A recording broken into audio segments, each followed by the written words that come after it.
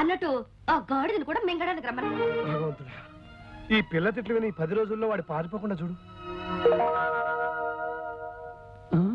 ఇదేమిటి ప్రసాదమా? కాదు, ఈ పూట మీ భోజనం.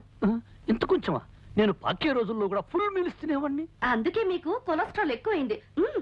దగ్గరుండి తక్కువ తినిపించమని డాక్టర్ గారు చెప్పారు కదండి. ఏ డాక్టర్? అలా తెలియనట్టు మాట్లాడితేనేమిటండి? పెళ్ళయ్యాక మనం మీ డాక్టర్ ఫ్రెండ్ ఇంటికి వెళ్ళినప్పుడు ఆయన ఏం చెప్పారు? మిమ్మల్ని డైటింగ్ చేయమని చెప్పారు కదా, వెంటనే మర్చిపోతారేమిటండి? ఇది డైటింగ్ లో లేదు, ఉపవాసంలో ఉంది. నిజమేనమ్మా, మరీ కొంచెం అన్నం తిని ఎలా ఉండగలడమ్మా? మీరు ఊరుకోండి. నా భర్త ఆరోగ్యం మంచి చెడ్డ అన్ని నేనే చూసుకోవాలి కదా. అది కాదు కళ్యాణి, అర్ధరాత్రి ఆకలేసి హరేమంటే ఎందుకు ఆకలేస్తుంది? ఫస్ట్ క్లాస్ విటమిన్స్ కలిపిన జ్యూస్ తయారు చేశాను. ఓహో, జ్యూస్ ఉందా? బతికించావు. వీళ్ళు తొందరగా పట్ట. విష్ణు, నీ ఆరోగ్యాన్ని ఇంతలా చూసుకునే భార్య దొరకటం నిజంగా నీ అదృష్టమే. మరి ఎవరు అనుకున్నావో, షీ ఈజ్ మై డాటర్. ఆహా, అన్నం కొంచెం పెట్టినా కొంచెం జ్యూస్ తీసుకొచ్చావు. థ్యాంక్స్. తాగండి. 20 పచ్చి కోకలు కలిపిండి తయారు చేశాను. నాకొద్దు అంకుల్. నో విష్ణు, తాగు. It's as good as medicine. అందులో ఐరన్ కంటెంట్ ఉంది, తాగేయ్. ఐరన్ ఉందా? అయితే నువ్వు తాగు. చూడండి డాడీ, తాగమని చెప్పండి. విష్ణు, కమాన్ కమాన్ కమాన్. నాకొద్దు అంకుల్. ఏం పర్వాలేదు, నాకొద్దు.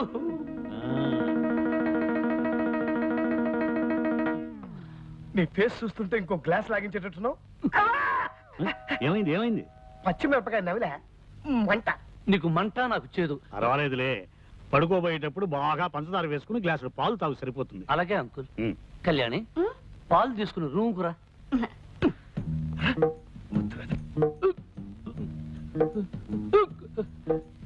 ఏమే, నన్ను పస్తు నుంచి హింసించాలనుకుంటున్నావా? నా కాకరకాయ రసం ఇచ్చి కడుపులో తిప్పేటట్టు చేస్తావా? నాకు లైఫ్ అండ్ డెత్ సమస్య ఉండేలా వచ్చాను గాని, లేకపోతే నిన్ను ఆ చెట్టు కింద లాయర్ గాని నా కాళ్ళ మీద పడేటట్టు చేసి కాకరకాయ కరకరకరకర నమిలేటట్టు చేసేవాడిని. ఇదిగో, నన్ను ఏవే పోవే రావే ఓసే అని పిలవద్దు చెప్పానా లేదా? నువ్వు కుంకుడుగాయ రసాలు మిరియాల కషాయాలు ఇస్తుంటే నిన్ను మర్యాదగా పిలవ. కళ్యాణి, ఇదిగో అత్తగారు నా కోసం పాలు తెచ్చినట్టుంది, పోయి తే.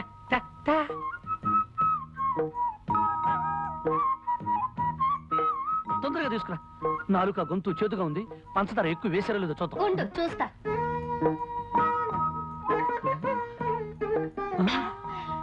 పంచదార సరిగ్గా సరిపోయింది. ఆహా, గేదె కుడితే తగినట్టు ఏం తగేవే? కుళ్ళిపోయిన ఉల్లిపాయ మొహం. నీదే అరిగిపోయిన పచ్చడి పండ మోహం. పోవే, దోమల వాళ్ళని జీడిపాకం ముద్ద. జింగిరి పింగిరి పొంగిరి టక్కరి లట్ట. ఏమిటి అంత పొడవుగా ఉంది? ఇంకా చాలా పొడుగుంది. దీనికి అర్థం చెప్తే నీ ప్యాంట్ ఫ్యాన్ కి బిగించి ఊరేసుకుని చస్తావు. ఇదిగో, నువ్వేం తిట్టినా భరించి కూర్చోడానికి నేను లంగా ఓణి వేసుకుని కూర్చోలేదు. దెబ్బకు దెబ్బ, వేటుకు వేటు. నిరసన దగ్గనే తర్వాత చెప్తాను. పని వచ్చమ్మతల్లో. అవునంకు, మా అమ్మకి నేను పుట్టక ముందు పుట్టిన వాళ్ళందరూ పుట్టగానే డమా చచ్చిపోయారు. చివరికి మా అమ్మగారు ఈ పుర్లుదండాల వ్రతం చేయబట్టి నేనొక్కడినైనా బ్రతికాను. అలాగా? అంతేకాదు, మా ఇంటి కోడళ్ళు ఎవరైనా వ్రతం చేయకపోతే ఆ అరిష్టం అంతా పుట్టే పుట్టలకు తగిలి టపా టపా టపటపటపటపా పోతారు. అందుకని ఈ పుర్లుదండాల వ్రతం మీ అమ్మాయి చేత చేయించాలని నా నిర్ణయం. దానికే ఉంది అల్లుడు గారు, అలాగే చేద్దాం. మరి నిర్ణయానికి కళ్యాణి ఒప్పుకుంటుందా అని? ఎందుకు ఒప్పుకోదు? నేను చెప్పి ఒప్పిస్తాగా. ఏమిటాడి మీరనేది? నేను 100 సార్లు గుడి చుట్టూ పొర్ల దండాలు పెట్టాలా? నా వల్ల కాదు. అలా అనకమ్మా, విష్ణు చాలా సెంటిమెంటల్ గా చెప్పాడు. నీకు పుట్టే పిల్లలు ప్రాణం లేకుండా పుడితే నేను భరించలేనమ్మా. నా మాట మీద గౌరవం ఉంచి ఇంకేం మాట్లాడకమ్మా. నేను చెప్పినట్టు చెయ్యి. Good girl.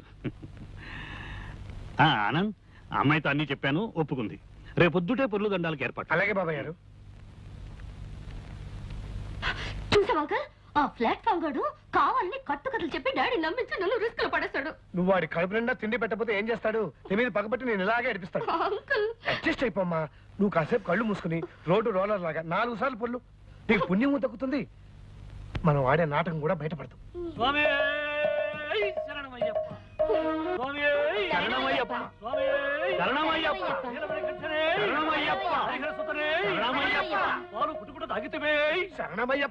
అల్లుడు గారు, పాలు తాగటం అంకుల్, ఆనాడు అయ్యప్ప స్వామి పులిపాలు తాగాడు కదా, అది. పస్తులు పెట్టితివే, ఇరుకున్న పెట్టితివే. శరణమయ్యప్ప. అందరూ ఇవన్నీ స్వామివారి స్తోత్రాలే. అవును బాబాయ్ గారు, మీరు అమెరికాలో ఉన్నారు కదా, ఈ స్తోత్రాల గురించి మీకు తెలియవు. స్వామి శరణమయ్యప్ప!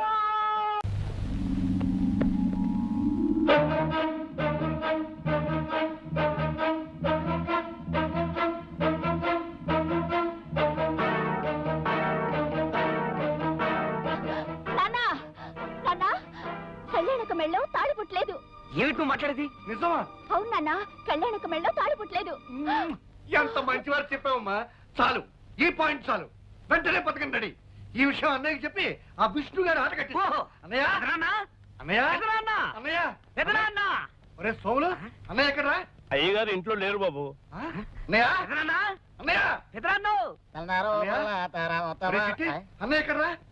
మరి కొండకెళ్ళడానికి గుండు కొట్టించుకొని డబ్బులు ఇస్తారా? ఆస్తి మంది అవ్వాలే కానీ నిన్ను అన్ని కొండలకి తీసుకెళ్లి గుండు మీద గుండు కొట్టిస్తాను వేదవా. చెప్పక్కడికి వెళ్ళాడు. పొద్దున్నే లేటండి, వాకింగ్కి వెళ్ళారండి. రే నువ్వు అటువైపు వెళ్ళు, నేను ఇటువైపు వెళ్తాను. అన్నయ్య ఎక్కడ కనిపించినా సరే కళ్యాణి మెడలో తాలిపొట్టలేదు, ఇదంతా దొంగ నాటకం అని చెప్పే. మరి నేనండి. నువ్వు అటువైపు వెళ్ళు. అన్నయ్య అన్నయ్య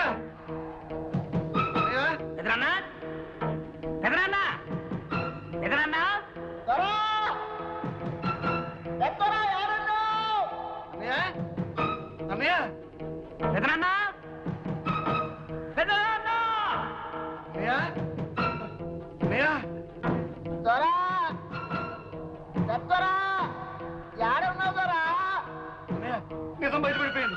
కళ్యాణికి పెళ్లి కాలేదు. ఆ వచ్చిన వాడు ఎవడో సెటిల్మెంట్ దొంగ వెళ్ళిపోయి ఉంటాడు. వాళ్ళు ఆడుతున్నది నాటకం అన్నయ్య. ఏమిట్రా నీ పిచ్చివాగుడు? ఇది పిచ్చివాగుడు కాదన్నయ్య, కళ్యాణి మెడలో తాలిపట్టు లేదు. కావాలంటే నువ్వే స్వయంగా వెళ్ళి చూడు.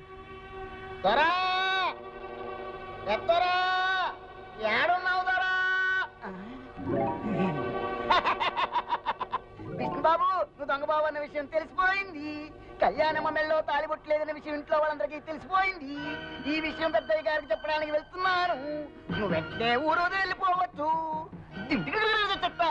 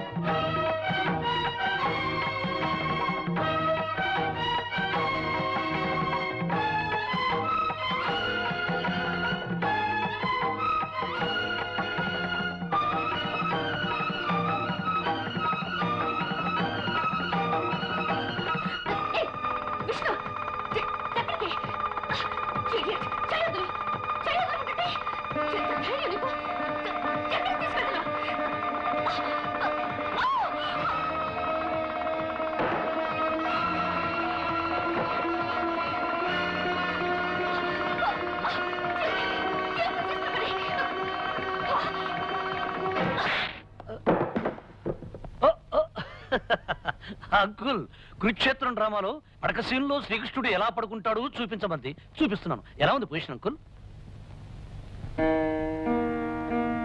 ఏమా కళ్యాణి, తాలిబుట్టలా నూనె తాడు గుచ్చి వేసుకున్నావేమిటి? బంగారం తాడు వేసుకోవచ్చుగా. సిటీలో గోల్డ్ చైన్ ఆర్డర్ ఇచ్చాం అంకుల్. 2-3 రోజుల్లో కరెక్ట్ చేసుకోవాలి కదా కళ్యాణి. అంకుల్, మీరేమిటి ఇలా వచ్చారు? ఏం లేదు ఏం లేదు, ఏదో ఒకసారి మీ ఇద్దరిని చూడాలనిపించింది, వచ్చాను. క్యారియన్ క్యారియన్.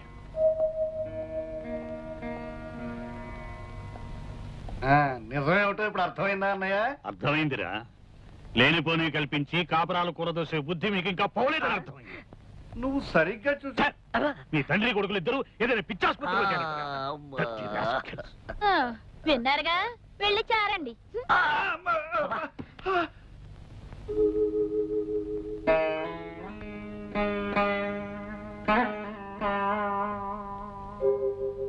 మనం ఆడే నాటకం బయటపడకుండా ఉండటానికి, ఆ పెద్ద ఆయన్ని కాపాడుకోవడానికి నాకింతకంటే వేరే ఆలోచన రాలేదు. మీరు నాకు ఇచ్చే కిరాయికి తగిన రుణం తీర్చుకోవడం నా కర్తవ్యం. మీ దగ్గర తీసుకుంటున్న డబ్బుకి ఏమాత్రమైనా న్యాయం చేయకపోతే నేను కిరాయి మనిషిని అవుతానే కానీ నిజమైన మనిషిని కాను.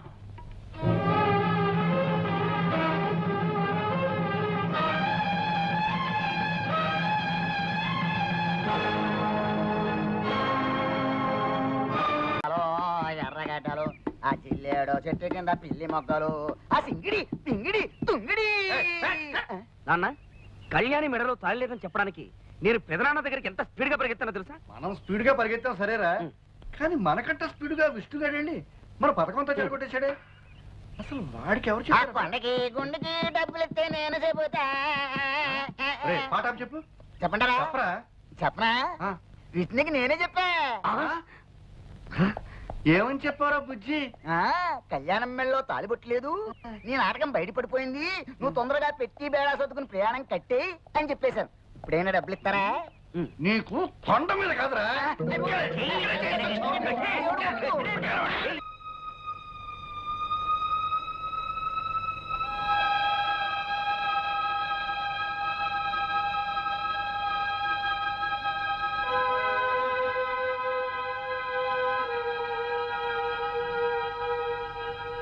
కళ్యాణి, ఏంటమ్మా ఇక్కడ కూర్చున్నా? ఇవిగో పాలు.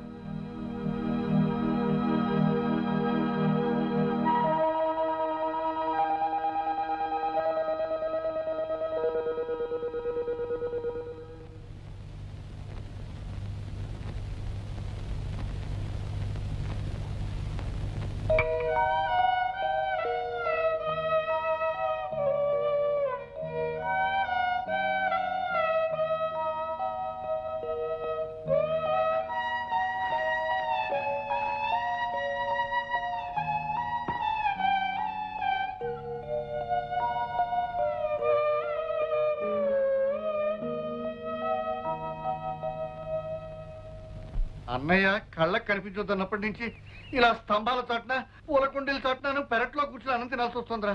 అందరూ కూరేసుకొని అన్నం తింటారు, చారేసుకొని అన్నం తింటారు, మరి ఇలా ముసుగేసుకొని అన్నం తినే పరిస్థితి తెచ్చావు కదా నాన్న. పని చేయరా, చెప్పు.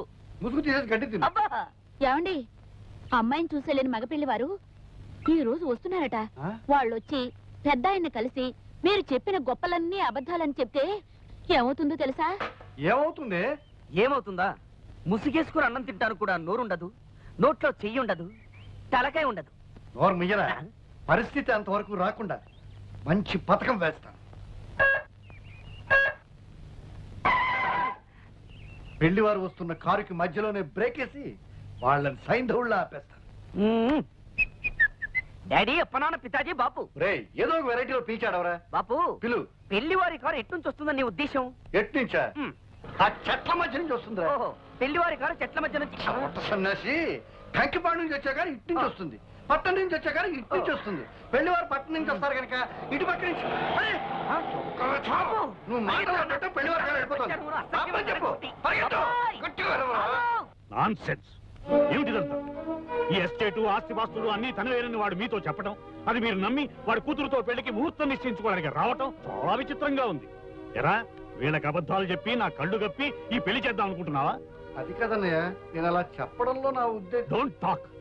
నా పరువు ప్రతిష్టలకి మచ్చ తెచ్చే ఏ విధవా ఇక్కడ ఉండటానికి నేను ఒప్పుకోను. వెంటనే నీ పెళ్ళాం బిడ్డలు తీసుకుని ఈ ఎస్టేట్ విడిచి వెళ్ళిపో. బావుగారు, మీరే అలా అంటే మేమేమైపోతాం? ఇది మీ కన్న కూతురు లాంటిదే. ఈ పెళ్లి ఆగిపోతే దీని బ్రతుకు అన్యాయం అయిపోతుంది. ఆ బుద్ధి నీ భర్తకు ఉండాలి. వెధవ పనులు చేస్తే ఏదో ఒక రోజున మీ బతుకులన్నీ బజార్లు పడతాయని అతనికి నువ్వు ఎప్పుడూ గడ్డి పెట్టి ఉండాల్సింది. అంకుల్, మీరేమీ అనుకోకపోతే ఒక్క మాట, వాళ్ళని ఇంట్లో నుంచి హఠాత్తుగా వెళ్ళిపోమంటే ఎక్కడికి వెళ్తారు? ఏట్లోకి. ఆవేశపడకండి అంకుల్, కాస్త ఆలోచించండి.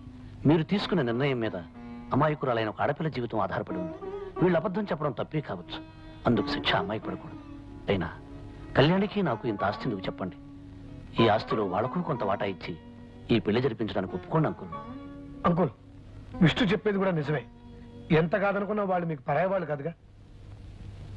అంకుల్, ప్రతి ఒక్కరికి సహాయం చేసే పెద్ద మనసున్న మీరు నా మాట కాదనకండి. అందరి చేత దేవుళ్ళలా చూడబడే మీరు వాళ్ళని క్షమించి ఉపకారం చేయండి. విష్ణు, పట్టుదలొస్తే నేనెవరి మాట వినే మనిషిని కాను.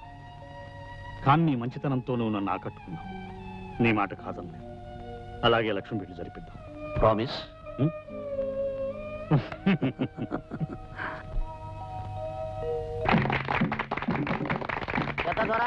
తమరి పుట్టినరోజు మాకు పండగ రోజు.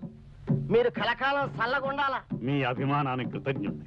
పెద్ద దొర, ఈ ఏళ అమ్మాయి గోరుతో అల్లుడు గోరుతో ఈడకొచ్చినందుకు మాకు చాలా సంతోషంగా ఉన్నది. మీ తర్వాత మాకు పెద్ద దొరగా ఉండాలని ఈ తాయెత్తు ఈ మెడలో కడత